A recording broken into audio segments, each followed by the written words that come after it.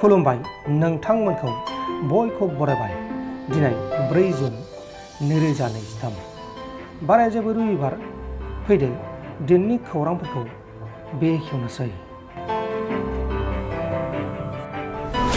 गिथाव बाथाव एम्फौ ओंखारदों।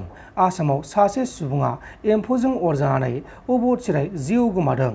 दरं डिस्ट्रिक्टआव सासे गेजेर बैसोनि सुबुङा जाथोसे एम्फौजों बिस गोनां एम्फौजों अरजानानै एम्फौनि बिजानुआ बिनि मोदोम सिङाव हाबलांनानै लोमजानाय आरो खर' सानाय जानानै मोदोम सानाय जानानै बेराम जानानै अबथिरायै जिउ गोमादों। थैनाय सुबुंनि मुङा जाबाय हिरेन साहारिया। आंजों लोगो जा, जुदि आंजों लोगो जाया नोंखौ बुथारगोन आङो। झारखन्ड रायजोनि रामखराव सासे सेंग्राया गुबुन सासे सिख्लाखौ गावजों लोगो जानो थाखाय सिख्लाखौ जर जुलुमै सिगि सगा खालामनानै गोबासाखौ लानानै आंजों लोगो जा, आंजों लोगो जा, जुदि आंजों लोगो जाया अब्ला नोंखौ बे बुहुमनिफ्राय खोमागोन आङो, नोंखौ बुथारगोन आं होननानै सिगि सला खालामबाय थानायनि जाहोनाव पुलिसजों एरेस्ट खालामजादों। रिपर्टनि बायदिब्ला आरजु मन्सुरि मुंनि बे सेंग्राया सिख्लाखौ सामफ्रामबो लामा गेजेराव बेबायदि डिस्टार्ब खालामबोगासिनो दंमोन। उनाव बे सिख्लाया सहायनो हायैयाव पुलिसनो केस होनायनि उनाव दुथां सेंग्राया पुलिसजों एरेस्ट खालामजादों।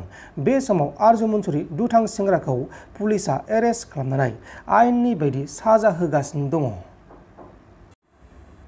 गावनि जेवजा गथ'खौ अबथिरायै बुथारदों। कर्नाटक रायजोनि हावेरियाव सासे दुथां बिफाया गावनि सानै जेवजा गथ'खौ बुथारनानै गारि सिङाव लक खालामनानै दोनदोंमोन। थैनाय गथ'फोरनि मुङा जाबाय आनबित आरो आफित, सानैबो 4 बोसोर बैसोनि। दुथां बिफाया जाथायखौ खालामखांनानै सालिगिरि टलगेट साखाथियाव गारिखौ पार्किं खालामनानै न'सिम थांदोंमोन आरो दुथाङा गावनि बिसिनि न'आव थांनानै बिसिखौ न' दोनबोनानै उनाव गावनि गथ'खौ लाबोफानानै बे जाथायखौ खालामनायनि उनाव बिसिया गथ' सानैजों रायज्लायनो होननानै फन खालामनानै सोंथि खालामनायाव फिसाया गथ'फोरनो फनखौ नायैयाव बिसिया सन्देह जानानै पुलिसनो केस होनायनि उनाव गासैबो जाथाया सोराङाव फैदों आरो दायनिगिरि दुथां सुबुङा पुलिसजों एरेस्ट खालामजादों। हमजानाय दायनिगिरि दुथां बिफानि मुङा जाबाय अमर। नाथाय अमरा गावनि सानै जेवजा गथ'खौ मानो बुथारखो, सोरनि जाहोनाव बुथारखो बेखौ दासिमाव रोखा खालामथ'नाय जायाखै। दा बे जाथायनि सायाव नायबिजिरनाया सोलिगासिनो दङ। मोनसे गिख्रंथाव लामानि जाब्रबथाय जादों।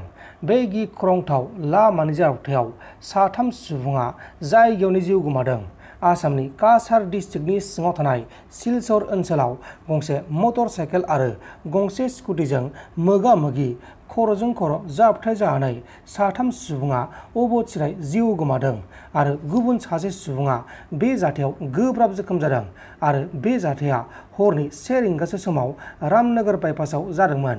थैनायफोरनि मुङा जाबाय रौहान चौधुरी, सुहाल खान आरो कुणाल कौर। गुबुन सासे जोखोम जानाय सुबुंनि मुङा जाबाय दीपांजन दत्त। बे समाव जोखोम जानायखौ फाहामसालियाव फाहामथायगासिनो दङ। 3 थाखोआव फरायबाय थानाय सासे फरायसुलिया रायजानानै गावनि जिउखौ गावनो फोजोबदों। गुजरातनि नावसारी जिल्लानि सिङाव थानाय सेकलीआव सासे 8 बोसोर बैसोनि हिनजावसा गथ'आ 3 थाखोआव फरायबाय थानाय हिनजावसा गथ'आ गावनि बिमाजों मबाइल फनाव गोबाव समनि थाखाय गेम गेलेबाय थानायनि थाखाय रायजानायनि जाहोनाव गथ'आ गावनि असे बिबौ आरो बिबैनि न'खराव थांनानै दौलें लानानै गावनि बेसेन गोसा जिउखौ गावनो फोजोबदों आरो गथ'आ गरम बोथोरनि बन्द'नि थाखाय बा फरायसालिया बन्द'नि थाखाय बिबै-बिबौनि न'खराव आलासि जानो थांनायाव बे जाथायखौ खालामदों। नोंथांमोन दिननि खौरांफोरा बेखिनिल'मोन। बेखिनिसिम नायनायनि थाखाय नोंथांमोननिसिम रोजा रोजा साबायखर। गोजोन्थों। एसेनोसै। जय बर' हारिनि।